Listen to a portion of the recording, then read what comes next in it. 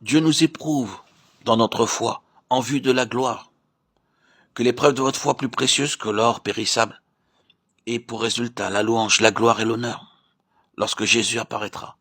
1 Pierre 1,7. Oui, quotidiennement vous passez par un test, par un processus ardent et éprouvant.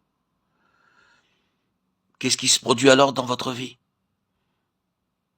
Les scories viennent à la surface et sont enlevées. La pureté, la réalité, l'authenticité de votre foi sont mises en évidence par l'épreuve. Vous êtes éprouvé par le feu. La réalité est établie par le processus ardent.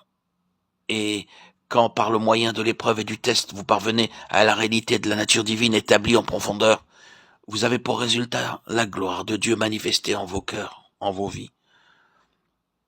C'est ce qui est de Dieu en nous, qui, testé par un processus ardent, se manifeste par la gloire. Il est Dieu manifesté dans et par nous. Dans la vie spirituelle pratique, cela signifie un développement. Dieu, par sa grâce, a planté en nous un petit germe de foi. Combien petit et faible il paraît. Cependant, par la discipline divine, nous sommes éprouvés et testés. De même que cette foi. Alors que progresse le processus ardent, beaucoup de ce qui est de nous-mêmes vient à la surface. N'est-ce pas vrai?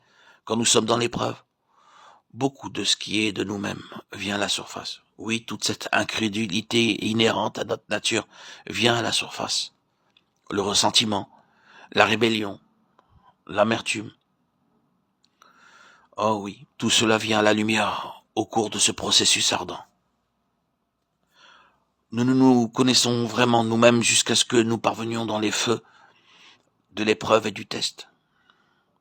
Nous ne voulons pas croire à ce qu'il y a en nous jusqu'à ce que nous soyons placés dans l'épreuve.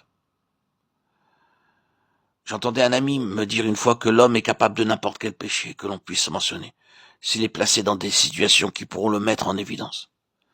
C'est une chose terrible à dire. Vous pouvez ne pas l'accepter, mais c'est parce que vous n'avez pas été mis dans la situation. Nous pouvons le voir d'une autre manière. Vous n'êtes pas juste appelé à passer par les tentations de la vie. Ce que nous pensons être les tentations communes ou les péchés les plus affreux, vous pouvez tomber sans savoir que vous êtes tenté. L'inclination vers le mal est présente. Le Seigneur Jésus disait cela en substance quand il déclarait « Vous avez appris qu'il a été dit, tu ne commettras point. » Mais moi je vous dis que quiconque pense « Ah, si seulement tu regardes pour convoiter », c'est aussi mal que de l'avoir fait. Matthieu 5, 27, 28. Cela signifie que c'est en vous, c'est une partie de vous-même. Oh, vous pouvez penser que c'est terrible, mais je pense que c'est glorieux.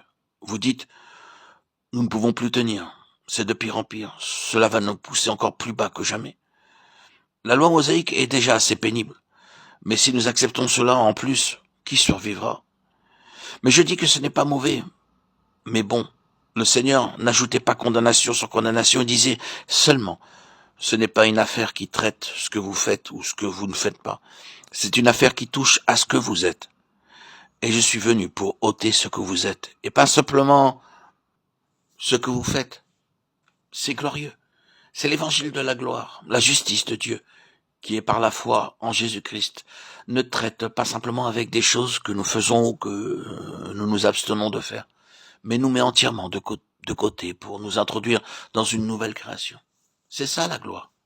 C'est l'espérance de l'évangile. Remercions Dieu, il viendra un temps dans l'histoire de cet univers où le dernier vestige de la chute sera extirpé de chacun de ceux qui auront placé leur confiance en Christ. Encore un peu de temps et nous serons changés. Et même ce corps de notre humiliation sera comme son corps de gloire. Un corps saint. Un corps sans péché.